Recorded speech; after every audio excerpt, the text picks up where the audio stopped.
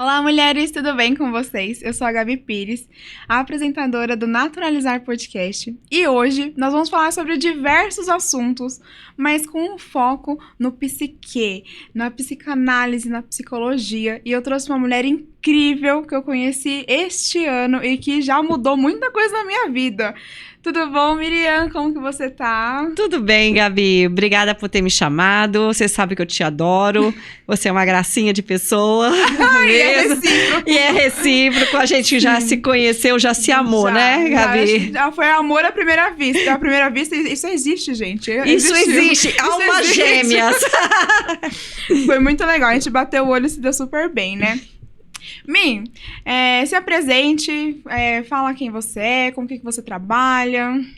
Eu sou Miriam Labuto, eu sou da linha de psicologia e psicanálise. Minha abordagem é a abordagem lacaniana com reichiana, que é a linguagem corporal também, né? Esse corpo e essa mente unidos.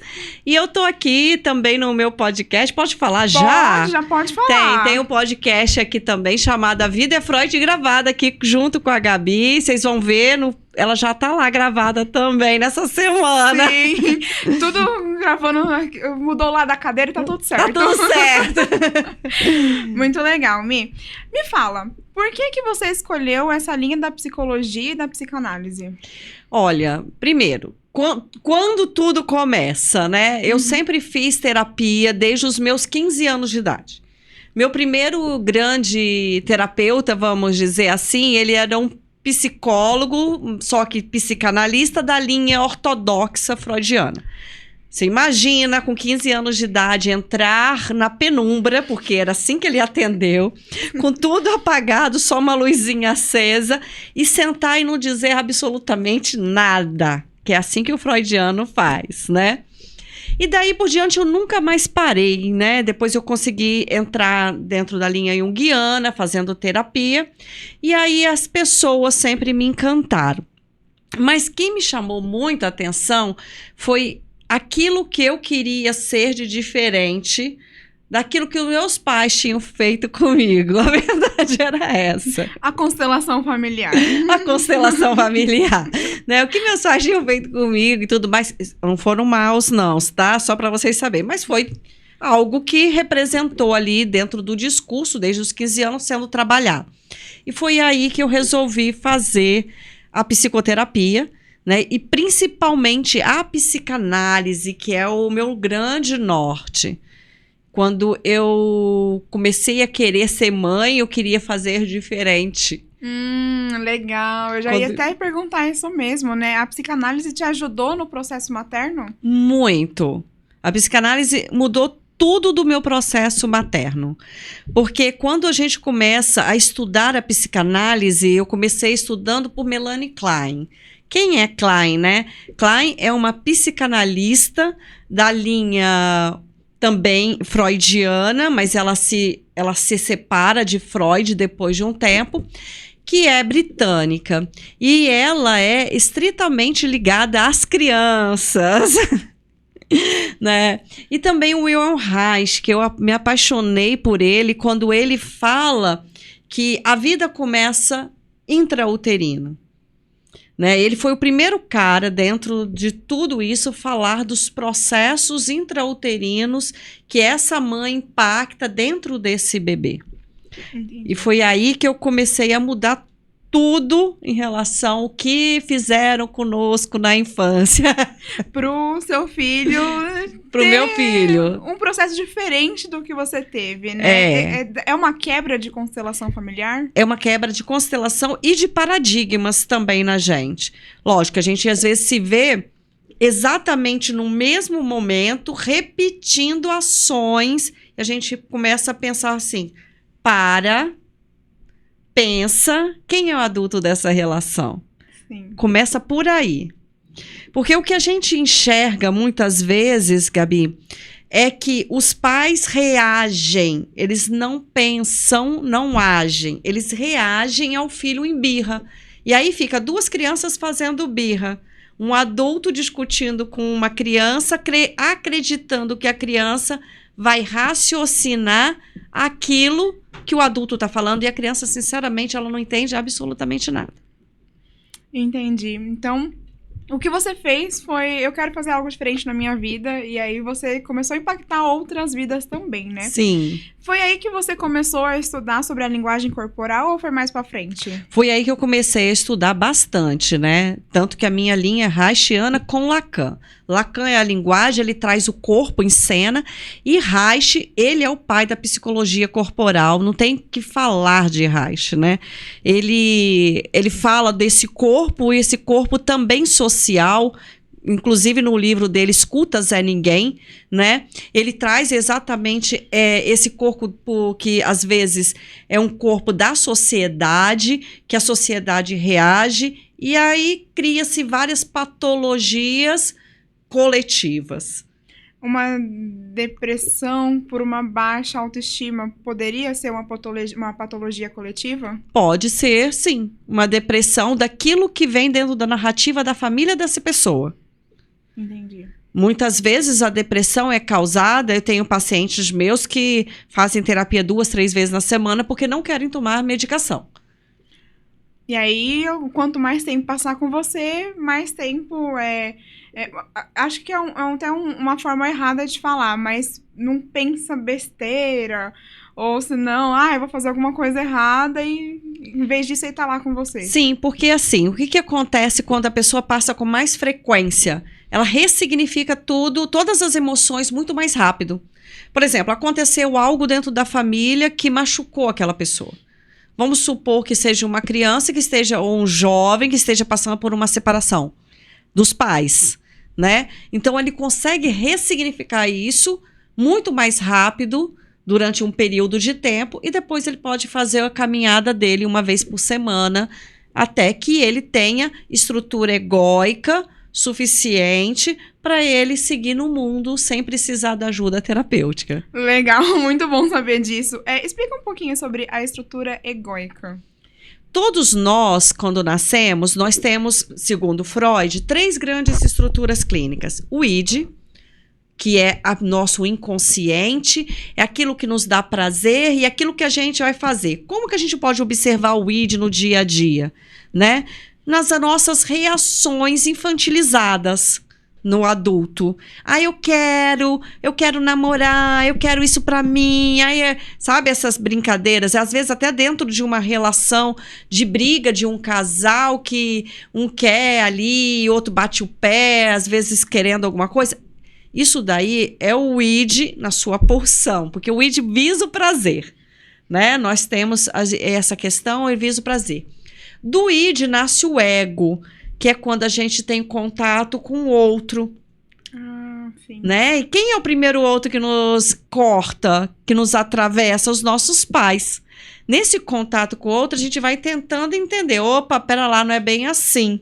A gente tem uma outra pessoa aqui, minha mãe não vai vir na hora que eu tô chorando, né? Então começa a nascer o ego. Muito legal a gente pensar naquele filme Divertidamente. Ele é maravilhoso, né? Não é? Sim. E a menininha tá lá toda em alegria, isso seria o id. Essa alegria toda, de repente chega a tristeza. Isso. Né? E aí, o que é a tristeza? A tristeza é quando a gente não é correspondido dentro daquilo que a gente tem queria pra gente. Então começa a gente controlar. Só que mais tarde é apresentado a gente a terceira grande instância que Freud fala, que é o superego. O que é o superego? Existem leis. Eu não posso chegar aqui, por exemplo, no estúdio e fazer o que eu quero. Existem regras. Sim. Né? Eu não posso ir para a escolinha e agredir meu amiguinho. Então a professora fala, olha, não, chama papai, chama mamãe, tá mordendo. Opa, vai introjetando na nossa mente o quê? Existem regras. Para eu conviver nesse meu mundo, que é o mundo das sociedades, a gente precisa, então, ter. E aí que a gente começa a entender que o que eu posso e que eu não posso. Só que o superego é uma coisa muito interessante. Ele leva a gente para querer ser perfeito em tudo. Você não pode. E do superego nasce a culpa. Né? Então, se eu não posso, eu tenho culpa. Então, é necessário ter esse equilíbrio egóico. Não só superego, né? Ou seja, não só eu tenho que ser perfeito, eu tenho que fazer tudo certo, eu tenho que ter regras, eu tenho que ter leis. Ai, que ninguém aguenta, vai explodir, vai gerar uma depressão. Sim. Nem tudo só prazer, tudo só festa, tudo só alegria, não tem que fazer nada na vida, né? Porque vai te levar, né? Pra não fazer nada. Não fazer nada. Ou ficar nas costas de alguém também, né? Ou ficar nas costas. Então, o equilíbrio egóico é nem tão lá, nem tão cá, né? E aí a gente ter uma energia que flua dentro dos meios sociais que a gente tenha e dentro dos nossos instintos que a gente quer aí prazer. Sim, muito legal você falar nisso, porque eu tenho 21 anos e tem a linha, eu não lembro se é junguiana, se é freudiana, mas eu lembro que fala sobre as crises, né, de 7 anos, eu não lembro quais eram as outras, mas eu lembro que tem a crise dos 21. E aí, por que eu penso muito nisso? Porque, assim, é uma fase onde você tá saindo do ensino médio, indo pra faculdade, alguns já fazem faculdade há anos, mas por que você não tem dinheiro? Por que você não tá namorando? Por que você tá com esse trabalho e não com aquele trabalho? Então, é uma coisa que gera uma cobrança, vem uma cobrança externa, e aí o superego traz uma culpa enorme pra essa pessoa. Não só de 21 anos, mas eu acho que essa transição ensino médio, vida adulta, é uma transição que traz muita culpa. Como que a gente lida com isso? Isso é muito legal falar. Por quê? Porque a gente começa a pensar nas castrações que a gente tem ao longo da vida, né? Nós temos várias fases, como você falou, na fase oral, que é a parte e tem a castração do desmame, né? Tem aí a fase anal, que não tem nada a ver só com ânus, mas a gente vai ter o desfraude, né? A fase fálica, que é a descoberta da sexualidade, e a gente vai ser castrado porque não pode ficar mexendo nos órgãos genitais o tempo inteiro, né? Que dá prazer. Ok. E tem várias fases, e realmente você falou, 21 anos é uma idade muito marco. Por quê? Porque realmente cai a ficha da pessoa. Caiu. Que ela não é mais o bebê do papai, da mamãe, né? Que tem, aí as cobranças começam. Você tem que trabalhar, você tem que arranjar uma profissão, não dá para ficar sendo sustentado. Tem gente que faz isso, né? que pai e mãe ainda passa a cabeça. Mas se tudo der certo, os filhos saem de casa. Não deu certo, então os filhos vão ficar permanecendo dependentes dos pais. Né? E tem pais que querem os filhos dependentes para poder alimentar o ego deles. Só que isso também é ruim, porque isso é uma outra castração, né? Porque a pessoa não vai para fora se descobrir. Não vai para fora descobrir. O que eu recomendaria, então, aos 21 anos? Pega leve. A gente tá Pega tentando. leve. Né? Não se culpe por não dar certo em algumas áreas. Eu quero mudar de faculdade. Show! Você ainda tem super tempo e até com 50 anos você tem que ter tempo. Né? Sim. Ok? Eu não tenho tanto dinheiro. Ok, então vamos conversar sobre essa questão. Por que o dinheiro é tão importante para você? Né? Por que é essa sensação de querer respirar todo o ar, né? E não dá para respirar todo o ar de vez. Temos que respirar aos poucos, senão aí realmente entra em processos ansiosos, né? Então, ok, pega leve, relaxa, vai fazendo o seu percurso, vai fazendo o seu caminhar, que vai dar tudo certo. Maravilha. No final dá certo, gente. No final dá certo. E se não der certo, pede Tenta ajuda. de novo e pede ajuda. É muito importante, e nisso eu acho que vem uma outra linha. Sempre se teve muito preconceito com quem faz terapia. Quando eu entrei na faculdade de psicologia, eu mais ouvi: você vai cuidar de doido? Gente... E eu falava assim, gente, não é isso. E eu fui pra faculdade de psicologia e eu entendi que era uma autocura, porque eu precisava daquilo. Não deu pra me seguir, mas eu sou apaixonada, né? E aí, como a gente consegue entender que nós precisamos do outro, nós precisamos da ajuda do outro? Você falou uma coisa muito legal, né? Um dia desses eu ouvi uma pessoa que falou pra mim a seguinte situação: as gerações passadas não precisavam nada disso. Muita gente fala isso. Né? E aí deu o que deu, né? A gente tem a resposta. Né? Deu o que deu, as gerações passadas que não precisaram, né? Onde o tapa, inclusive, era a condição dominante que os pais educavam. E aí você fica pensando, deu o que deu, porque ninguém respeitava verdadeiramente os pais. Verdade seja dita, tem medo dos pais. Né? A geração passada tinha muito medo dos pais. Teme mesmo. Será que é amor? Não, é medo. Porque o tapa vem, a castração vai ser pesada. Mas eu cresci e dei certo. Que bom. Que ótimo. Gratidão por isso e agradeça. Né? Mas podia, se fosse muito certo, toda essa sociedade estava 100% no amor. E nós não estamos no amor. A gente passou por um período que a gente viu muito isso. E aí o pessoal falou assim, a pandemia veio, vamos ficar menos egoístas. Aí eu falei, não vamos. Eu tenho até uma live minha que foi falar disso. Não iremos ficar mais amorosos, não. Vamos ficar mais egoístas, sim. Né? Porque agora eu quero, aquilo que eu falei do ar... Né? Eu preciso respirar todo esse ar para ter tudo para mim. Então a gente começa a enxergar que o porquê a geração atual está buscando muito terapia, porque a geração atual enxergou que eu não quero isso para mim. Eu não quero. Imagina o filtro de café passado, quando essa energia, vamos dizer assim, vai passando das gerações dos nossos pais, passa no coador uma água límpida que você gera, o que vai acabar embaixo dentro? Vai acabar água limpa.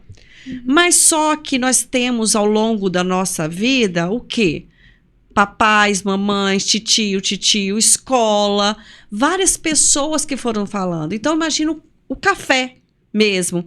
Na hora que eu jogo água que passou límpida, o que vai sair embaixo? Uma água suja. Sim. O café nada mais é que uma água suja de café.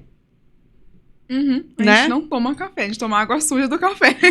Né? Sim. E aí o que acontece? Essa geração nova fala, eu não quero isso pra mim. Eu não quero ficar com o peso daquilo que os meus pais falaram, eu quero decidir por mim. Né? Então eu vejo muitos jovens... Né, eu tenho bastante jovens dentro da clínica, como eu tenho também pessoas mais velhas que falam muitas vezes, o meu pai nunca me deu um abraço. Homens falam.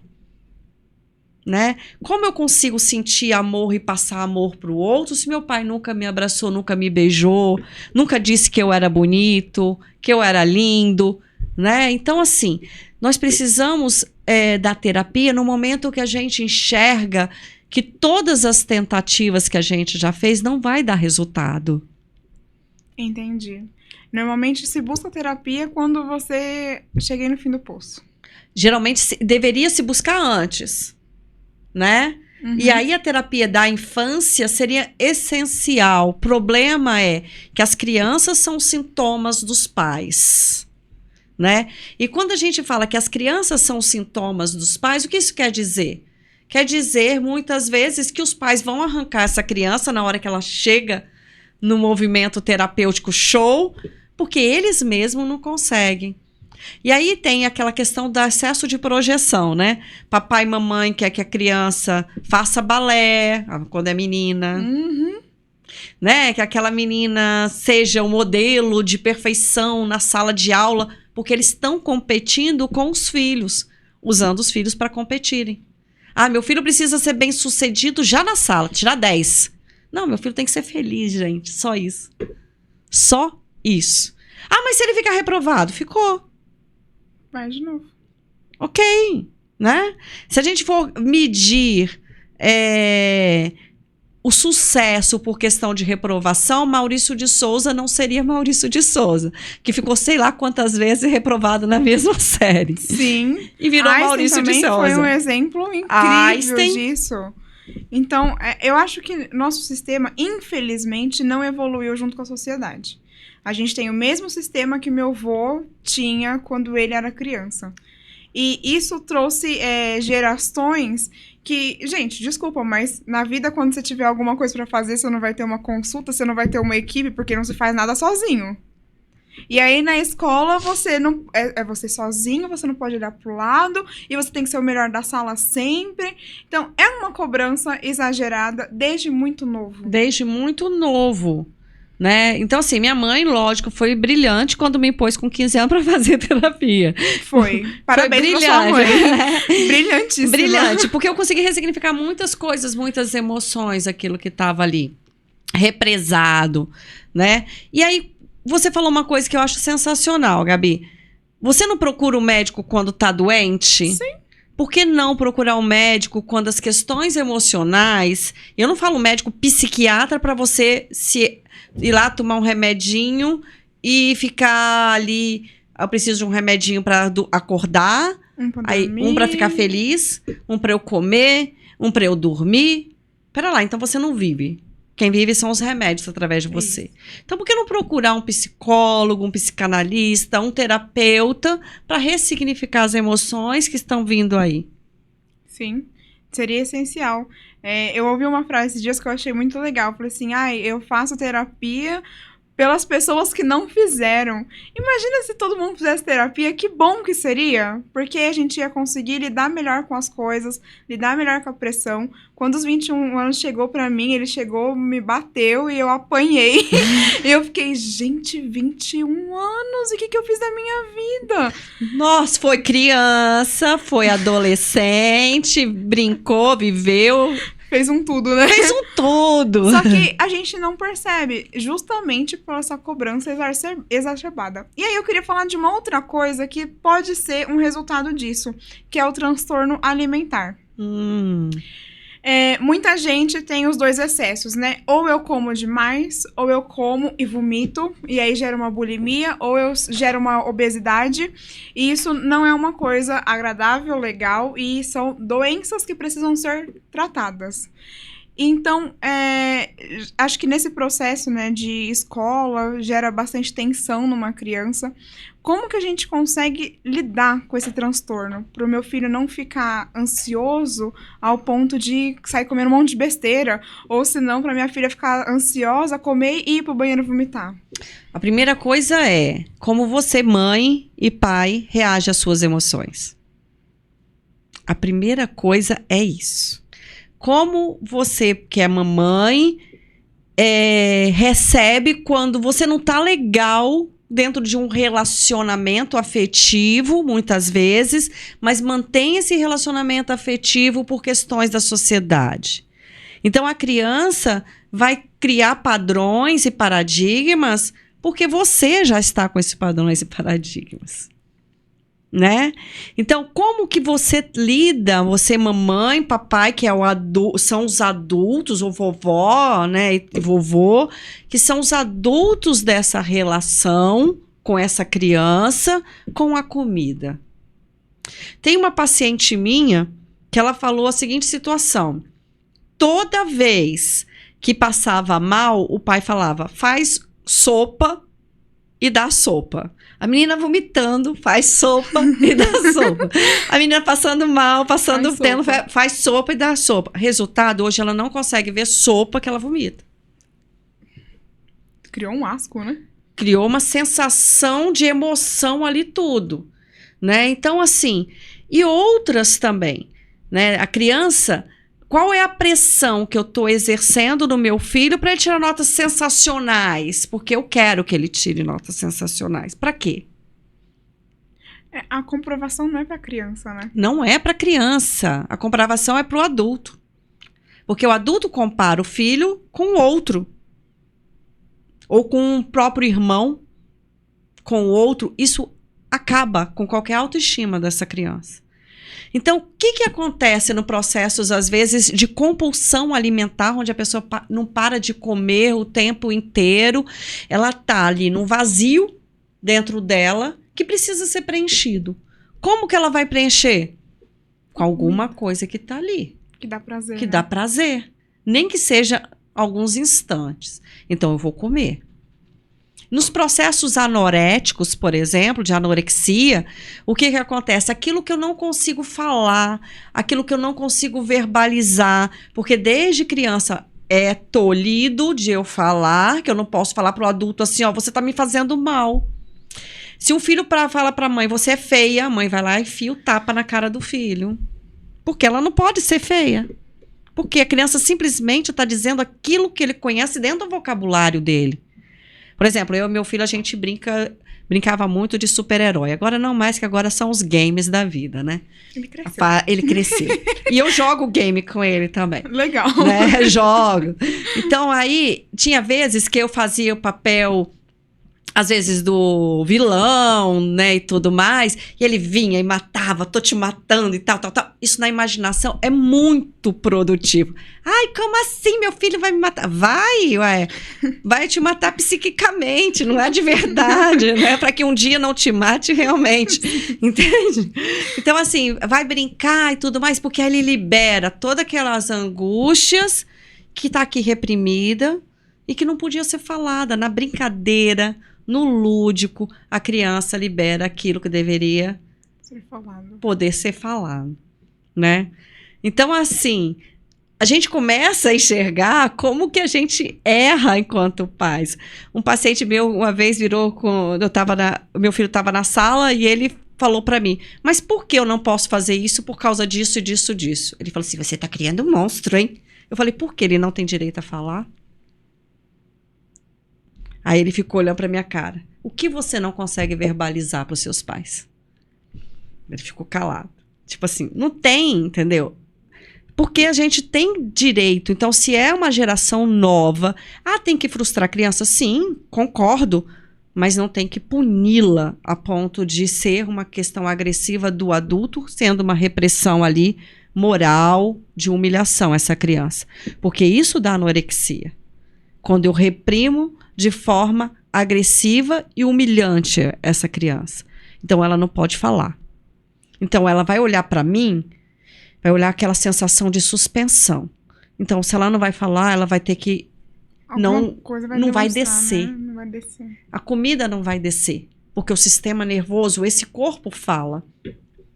E a bulimia eu comi, entrei em culpa por N motivos, então eu vou ter que vomitar.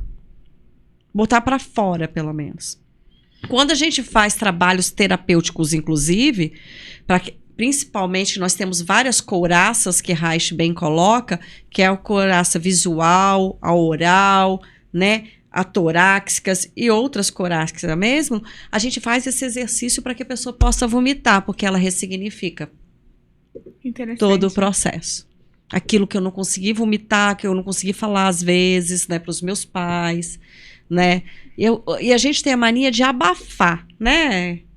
Tipo assim, olha, passa a mão, seus pais deram o que deram, tá tudo bem. Mas dentro... Tá tudo bem. Não fica tudo bem, meu amor, não fica, né? Não fica, não. Então, assim, dentro do processo terapêutico é legal porque a gente tem a única chance de dizer o que a gente pensa sem estar sendo julgado. Sem ter um parente ali falando, você devia fazer assim. Sim. E aí, muitas vezes, a gente faz terapia, né, nem pelos nossos problemas, né? É pelos problemas que os outros colocam na gente. E que dica que você dá para a pessoa que tem uma compulsão alimentar, ou uma bulimia, uma anorexia, a tentar escapar disso, tentar tratar este problema que ela está passando? Não tem como fazer sem ajuda. Não dá para fazer sem ajuda. Vai precisar de um profissional para poder te acolher primeiro, né? Para você entender que você está num ambiente seguro para poder falar, para você dizer aquilo que você sente dos seus medos, aquilo que você sente das suas angústias, das suas baixas autoestimas, enfim, falar de um jeito acolhido primeiro e ressignificar. Porque aí vai ter, realmente começa a ressignificar. Não dá para poder fazer, eu vou fazer sozinho isso e tal. Você pode tentar, mas vai voltar em qualquer época da sua vida. Não é uma coisa que a gente consegue finalizar, né? Eu sou muito de finalizar ciclos. Eu acho que tudo tem um começo e um fim na nossa vida, e isso permite que outras coisas comecem e terminem, né? E o ciclo da compulsão alimentar, espero eu que tenha finalizado. Então, foi quando você me conheceu, eu estava num ápice desse ciclo. E aí eu comecei a fazer um tratamento, né, junto com profissionais. Então, tinha uma nutricionista me acompanhando, é a Rose, linda, beijo. E ela me ajudou muito a ressignificar a comida, porque eu via na comida o meu refúgio. Então, eu tô insatisfeita com tudo, eu vou comer. E o doce me traz uma alegria momentânea que é maravilhosa. Então, eu fui comer para ver se eu conseguia fugir um pouco daquela realidade que não estava legal para mim, né? E nisso eu acabei engordando, adquirindo pré-diabetes, fui me tratando. Hoje estou legal, continuo me cuidando, né? Só que assim, é complicado essa parte, né? Pra pessoa até entender que ela precisa parar e falar, opa, tem alguma coisa errada. Quando eu te conheci, você também estava num processo de emagrecimento. Tava. Qual foi o motivo do seu processo de emagrecimento? Bom, eu sempre fui muito magra. Desde pirralha. Me chamavam de saco de osso. Meu Deus! Era meu apelido, Olivia Palito e saco de osso, meu Deus. Verdade era essa, né? Sempre fui magrinha mesmo. Né? E aí, de repente, chegou a pandemia. E aí eu tinha acabado de me separar também. E aí eu vi a pressão realmente. E olha que eu faço terapia. Né? Eu vi a pressão que foi de ser mãe dentro de uma casa com uma criança, de cuidar de tudo, ainda ter que ganhar dinheiro. E como eu sou autônoma, né? Você ganha por paciente que chega, como que isso tudo ficou. E realmente foi um momento que eu comecei a engordar. Realmente, mas eu não engordava por causa da comida. Eu acho que eu respirava. Respirava. Nossa, olha, 3 gramas. Verdade seja dita. Eu respirava alface, porque eu nunca fui de comer muito, e já engordava. Então, aí eu tive um problema sério de tireoide. Sim. Eu tive uma disfunção da tireoide, que também é uma couraça dentro do processo oral, né? E foi aonde eu fui atrás de alguns outros tipos de terapêuticas para poder me apoiar nesse movimento. E aí eu fui ressignificando tudo aquilo. Mas também fiz terapia 2 vezes na semana. 2 vezes. Você aumentou o que você já fazia? Já aumentei o que eu já fazia, exato. E aí, não teve uma compulsão, então, e nenhum transtorno. Não. Foi um problema, tireoide é mais um problema hormonal. Hormonal, uma disfunção, exatamente. Né? Que é um desses gatilhos que é onde a gente vira as idades, né? Então, chegou na fase doenta, né? Algumas coisas aparecem que a gente não imaginava que tinha aparecido. Mas hoje eu voltei, inclusive, para o meu corpo, quando eu ganhei meu filho. Sim. Já cheguei no meu corpo que eu ganhei meu filho. Fala assim, Miriam, agora você tá emagrecendo demais. Eu falei, gente, decidam, né? O que vocês querem? As pessoas sempre têm que falar alguma coisinha, né? Eu decido o que vocês querem. Emagreça ou engordo? Não, vou ficar assim porque eu quero. Ótimo, é uma decisão sua, né? E aí, neste processo, você teve alguma queda de autoestima? Sim, a gente sempre tem, principalmente por causa pós-separação, né? Pós-separação, a gente começa a ter realmente... A gente é humano, gente, não é porque a gente trabalha na área das psi, né? Que a gente não tem os nossos processos. Sim, tem. Né? Então, assim, a separação realmente traz uma ruptura de paradigmas de muitas coisas. E aí veio agregado o quê? Logo posteriormente, na hora que você está subindo, Eu ia começar a sair, beijar na boca, ser feliz, gente. Entendeu? Aí o que acontece? Vem a pandemia, me castra. Como assim? Nossa, foi uma castração mundial. Mundial, né? Não podia nem sair para beijar na boca, não tinha nem aplicativo, né? Que desse Não dava pra nada. Não dava pra nada. E aí eu fiz uma escolha realmente de estar na pandemia com o meu filho. Então a gente brincou demais, a gente transformou o tapete da sala em várias coisas, teve vários cenários. Botei piscininha para ele no chão da sala do apartamento. Gente, com água ou de bolinha? Com água. Com água. Com água. As mães assistindo agora tendo um infarto já, né? Batia sol ali na sala, eu botei com água mesmo, ele ficou feliz, molhava, mas a gente tava lá tomando sol, saía e tudo mais. Então, a gente foi um período também muito gostoso. Uma aproximação maior. Deu uma aproximação muito grande entre eu e ele, né? E a Gabi conhece ele, sabe? Ai, como... gente, ele é lindo. Maravilhoso. Né, Gabi? Ele é bem, assim, agitadão, né? Então ele gosta de estar brincando. Ele faz amizade muito rápido também, né? Faz, ele é muito comunicativo, mas quando ele tem que ficar na dele também, ele fica na dele, ele espera. Tanto que eu já trouxe ele pra gravar, né? E ele fica de boa, fica super tranquilo. E é isso que faz a diferença, né? E aí agora, né? Realmente que ele já tem uma certa idade, vai fazer 10. Eu falo assim, ok, agora eu consigo voltar ao meu movimento de sair depois da pandemia, né? Sair para conhecer pessoas e tudo mais. Sim.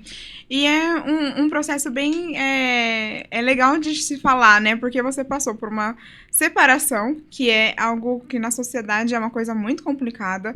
Você ficou com um filho sozinha em casa, cuidando de uma criança que, gente, não é fácil. Ser mãe não é fácil.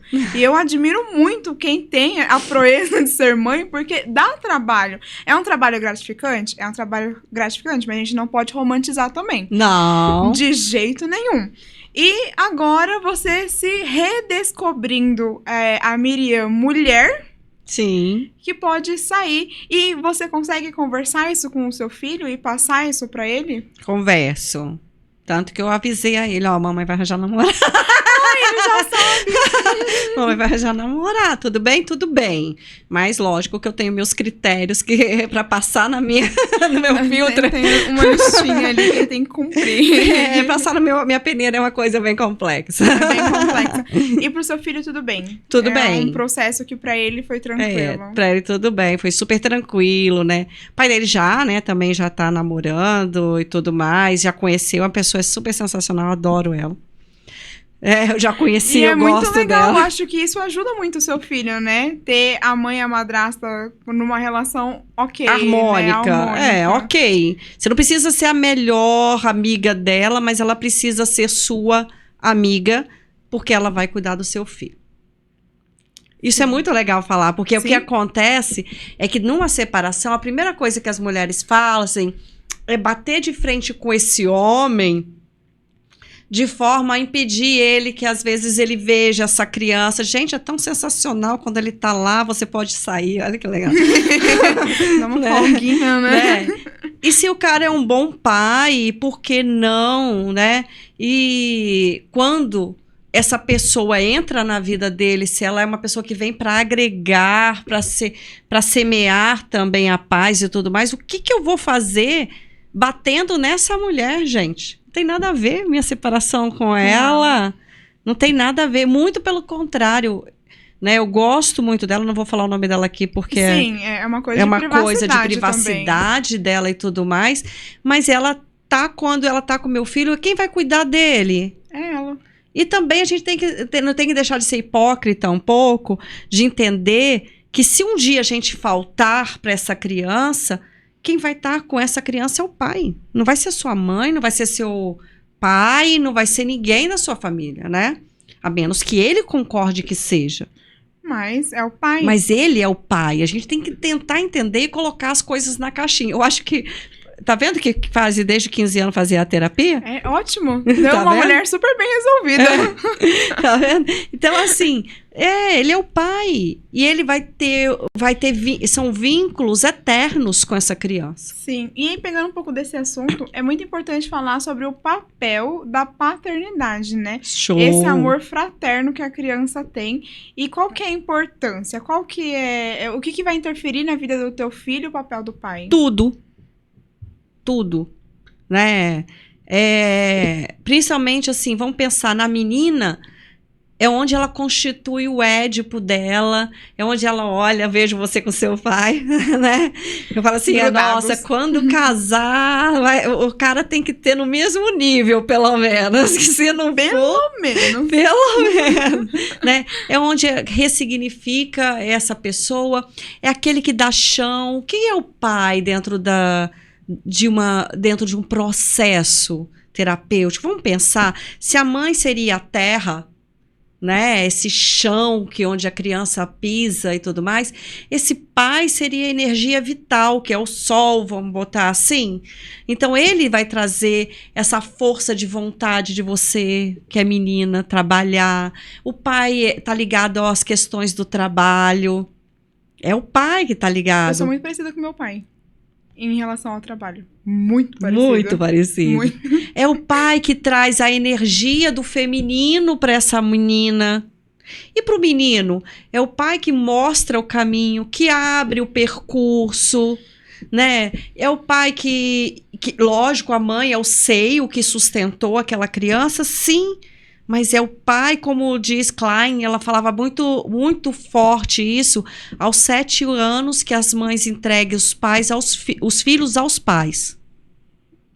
Por quê, gente? Porque aí, quando ela fala isso, não é que você vai pegar seu filho e vai levar lá pro... Toma, pai. Que o filho é teu, né? Ok, se quiser fazer isso, tudo bem também, tá? Mas é ele que abre um caminho.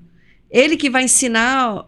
Querendo ou não, ele ter força e presença de ser um homem dentro de uma vida. E a gente, às vezes, não entende a força do papel de um homem dentro do... mas eu sou 2 mulheres. Sim, mas sempre uma é uma energia masculina, uma energia feminina. Somos 2 homens, uma energia masculina e outra energia feminina. Problema nenhum.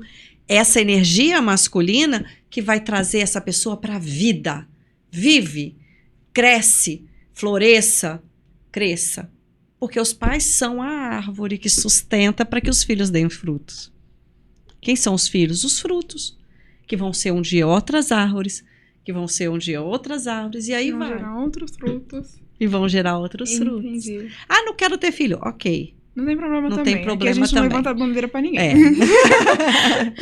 Muito interessante isso, né? Meu pai e minha mãe têm papéis importantíssimos na minha vida, né? E é muito legal você falar isso da relação do pai, porque o meu pai, ele ia comigo comprar roupa. E meu pai que falava se tava bom ou não. E até hoje, às vezes eu coloco a roupa e ele olha pra mim e fala assim, você vai assim? Quando ele fala isso, eu sei que tá muito ruim, eu só vou lá e troco, porque eu já entendi o recado. Aí nem precisa falar muita coisa. Então, sempre teve muito... o meu me cuidar, ele fala assim, filha, você trabalha com beleza. Vai dar um tratinho aí, né? Põe uma coisinha aí na cara, uma corzinha, né? Porque eu gosto do natural, mas se a gente dá um realce, né? Então, meu pai sempre fez muito isso. E a minha mãe sempre foi minha base em tudo. Então, eu acho muito engraçado, às vezes, quando acontece alguma coisa, eu e meu pai olham e falam assim, vamos ver com a minha mãe? Porque ela vai decidir. E minha mãe realmente decide. Então, cada um tem o seu papel muito bem alinhado lá em casa. A gente já sabe o que é cada um. E isso foi muito importante pra mim. Porque quando eu comecei a trabalhar e eu comecei um pouco cedo, então as pessoas me olhavam e não viam maturidade em mim. Não viam que eu poderia ser algo a agregar. Então, o que eu fiz? Eu mudei toda a minha imagem, fiquei extremamente parecida com a minha mãe. E eu falei assim, eu vou me impor igual ela se impõe. E minha mãe é uma pessoa de liderança. Minha mãe trabalha com isso. Então, eu comecei a fazer isso. Eu cortei meu cabelo. Eu parecido com o dela. Hoje ela cortou um pouco mais. Pintei meu cabelo. Eu fiz tudo pra ficar com uma imagem parecida com a minha mãe que trouxesse respeito. Então, eu me espelhei nela. E às vezes eu olho pra mim e falo assim, olha, eu tô a sua cara, hein, mãe? Porque a semelhança física é mais com o do meu pai. E eu via nela esse negócio de se impor, sabe? Eu falei assim, não, eu quero ser assim também. E isso foi muito legal pra mim. Nas relações que eu vejo até próximas, os pais são deixados um pouco de lado. Então, assim, meu pai me leva pra festa até hoje. Meu pai me leva e me busca pras festas que eu vou. Meu pai também ia de pijama. Ai, meu Deus. As festas eram AM e DM. Antes e depois de Miriam. Entendi. A MDM. E meu pai me leva. E muita gente fala assim, você não tem vergonha? Por que tem tanto essa relação de vergonha com os pais? Aí eu vou perguntar, né? Por que as mães castram tanto os pais e pulam tanto na frente? Né? Porque é uma coisa bem interessante algumas coisas, né? Nós, mulheres, nós já temos esse instinto já de gerações, de milênios, porque os homens saíam para caçar na época lá dos primórdios da caverna e as mulheres ficavam ali, ó, um olho na plantação, olho no bicho, olho no filho. Então tem isso daí de pular na frente da cria para poder realmente defender. Então aí, meninas, fica a dica, né? Se você acabou de ter um filho, né, tá ali com o filho, você vai pular na frente para poder ir lá ver essa criança. Calma. Ah, mas ele vai dormir porque ele tem que trabalhar. É, ele tem que trabalhar, mas ele foi o pai também. Então ele tem que dar pelo menos a atenção para você, a sustentação, por isso que eu falo que o homem é a sustentação, dentro de um casal, a energia masculina, ok? É a sustentação de um casal, que se ela tá dando de mamar, ele que tem que estar lá preparando, ó, botou a fraldinha, botou a aguinha do lado dela para ela tomar enquanto amamenta, porque a mulher precisa beber água enquanto amamenta. Ele pode terminar, trocar a fralda do bebê e ela poder ir dormir. Então, vamos começar a parar de pular na frente, né? Primeiramente. A mulher quer fazer tudo, né? A mulher quer fazer tudo ao mesmo tempo. Essa mania de perfeição que nós temos, que nós carregamos de gerações e gerações, né? Então, assim, deixa ele também fazer. Eu, por exemplo, quando meu filho vai ficar com o pai, eu raramente até ligo. Só meu filho que me liga para falar alguma coisa e tudo mais, porque eu confio 100% no pai do meu filho. De olhos fechados mesmo, né? E eu coloco ele, apesar de, são separados, não existe isso. Não existe sim, gente, tá? Existe. Por quê? O meu filho fez qualquer coisa. Eu ligo pro pai e falo, conversa com seu filho. Toma! Existe hoje o WhatsApp, olha que coisa sensacional. A conversa aqui, ó. Tá fazendo isso, isso, isso. E deixa os dois conversando. Não fico ali, ó. Você tá falando com seu pai? Não, nem tchum. Vai conversar com seu pai. Tô nem aí, entendeu? Porque é um momento deles. Então, assim, quando a gente começa a enxergar quem somos nós dentro desse núcleo familiar, fica mais fácil, né? Por exemplo, você falou assim, espelhei na minha mãe porque ela é esse modelo de liderança. Agora eu posso relaxar. Eu posso ser o meu próprio modelo. Sim. Né? Eu posso fazer o que eu quiser, porque eu já sei o caminho a ir. Ok, mas também espelho no meu pai. Porque você mesma falou, né? Sim, porque eu sou muito parecida com ele. Gente, isso é muito legal. Isso é gostoso, né, de ouvir. Então, assim, uma das coisas que a gente precisa entender é quem somos nós, adultos, que geramos essa prole, vamos dizer, dentro desse processo. Nós somos adultos? Vamos voltar na cabecinha. Nós somos adultos. Quem somos adultos? Somos nós. Então, não dá para usar a criança como barganha. Sim, isso é uma coisa que tem que ser muito bem colocado, né? Eu vejo muito casal separado que fala, Você não vai pro seu pai porque você fez tal coisa, ou porque ele tá conhecendo uma pessoa Ou nova. porque ele não pagou a pensão. E não é pai e mãe. Tem um papel muito bem estipulado. A gente tá caminhando aqui pro finalzinho, mas eu queria te fazer uma pergunta muito importante. Além do papel do adulto, tem o papel do filho. Muitas vezes, eu aprendi isso faz pouquíssimo tempo, que o filho tem papel de filho. Porque muitas vezes nós queremos tomar o papel do nosso pai e da nossa mãe. Sim. Então a gente olha, meu pai não pode fazer isso, meu pai não pode fazer aquilo, minha mãe não pode, e eu vou lá e quero dar uma bronca no meu pai e da minha mãe, como se eu tivesse alguma responsabilidade pelo meu pai e pela minha mãe, coisa que, assim, eles têm sobre mim, e não eu sobre eles. Sim. Acho que até uma certa idade, assim, a gente consegue ter esse papel muito bem separado. O que seria o papel do filho nesse relacionamento? Você falou uma coisa bem legal, só que acontece uma coisa. Como eu, pai e mãe, permito que essa criança fale desse jeito comigo também? Começa por aí. Já disse, quem é o adulto da relação? Você. Quem deveria ser maduro? Você. A verdade maduro é você, né? Então a gente vê muitos filhos mandando, não gosto daquela pessoa, você não vai namorar com ela, né? Por exemplo, pera lá, te fez algum mal? Te maltratou, te bulinou, fez alguma coisa realmente com você? Não, só porque eu não gosto. Então é você, pai, que tá subindo pro lugar do filho e deixando o filho subir pro lugar do pai e mãe. Outra coisa que acontece também, filhos que falam assim, eu quero porque eu quero isso, eu quero esse presente. E pai e mãe cede. Quem é que tá mandando aí? O filho. É o filho. Quem tá se deixando ser mandado e ir pro lugar do filho? São os pais. Ok, né? Lógico, tem algumas... Teve um processo que eu peguei que a menina... a mãe dela fazia terapia comigo e estava se queixando que a filha não teve um problema sério, os médicos não descobriam, deu uma paralisia, ela não andava. Ela casou, tinha se casado, muito bem casada essa moça. Logo depois do casamento, cerca de 15 a 20 dias depois, ela paralisou total, foi para o médico e não andava mais.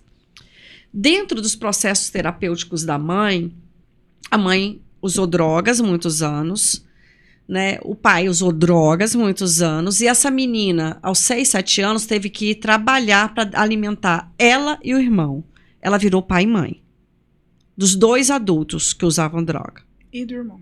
E ela virou pai e mãe deles e do irmão. E aí, o que acontece? Olha como o inconsciente é fantástico, né?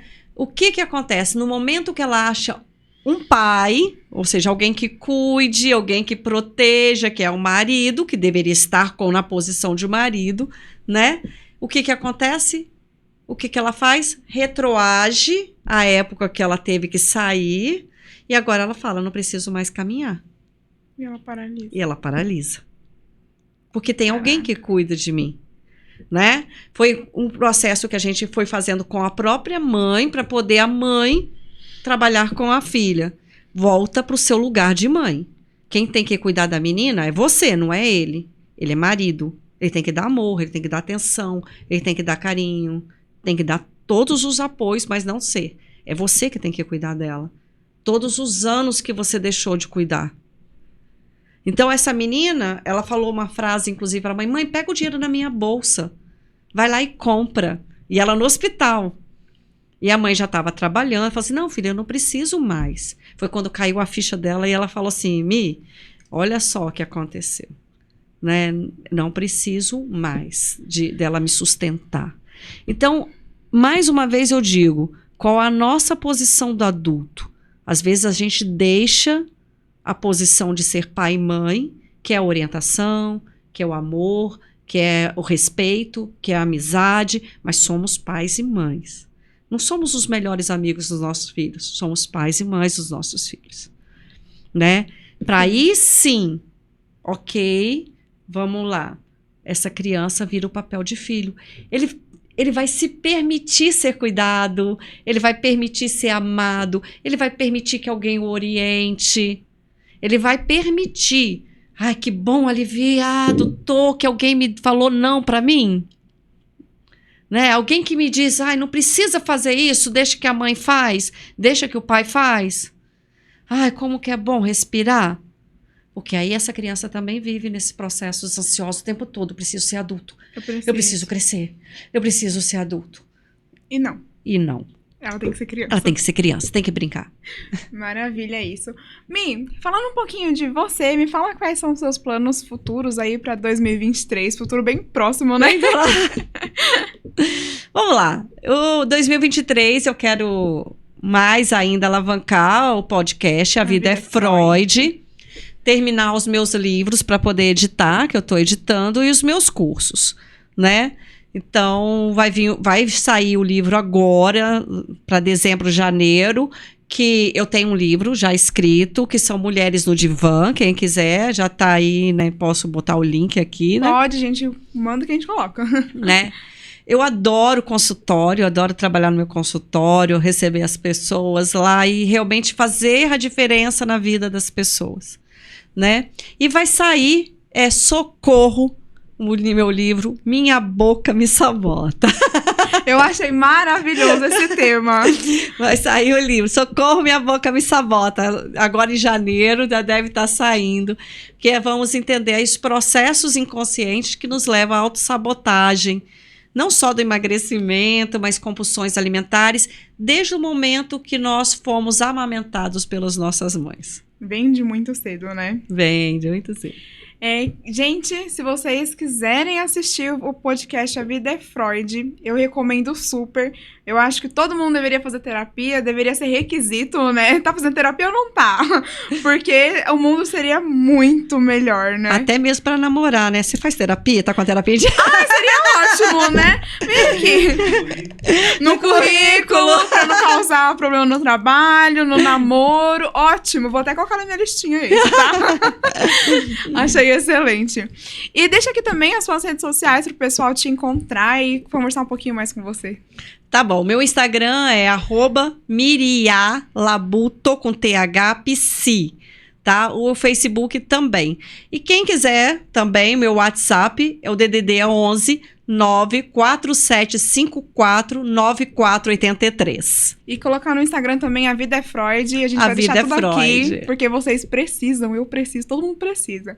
Mi, gratidão. Eu que agradeço. Foi muito bom te receber. Uma conversa incrível, extremamente necessária. Eu acho que a psicologia, a psicanálise, a terapia é para todos. Deveria ser para todos. Deveria ser.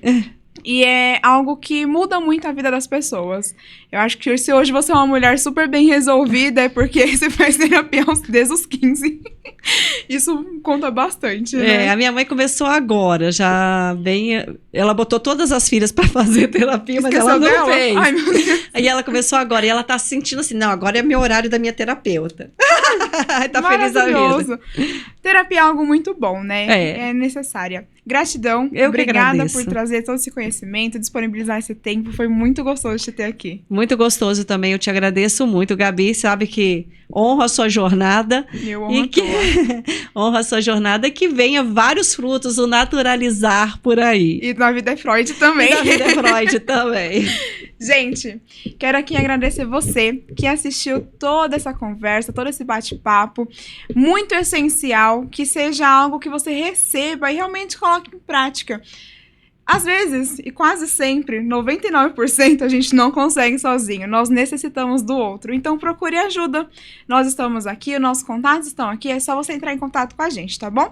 E você que gostaria de colocar a sua propaganda, a sua marca, a sua história aqui no Naturalizar Podcast, é só me chamar no Instagram ou no WhatsApp que eu vou te entender, eu vou te atender, vou falar como que funciona. Assim como o Estúdio Melo está conosco, a Macadâmia, a Egram, Marmoraria também está conosco. Faça parte dessa equipe maravilhosa e conheça várias pessoas, anuncie a sua marca. Muito obrigada, gente! Um beijo!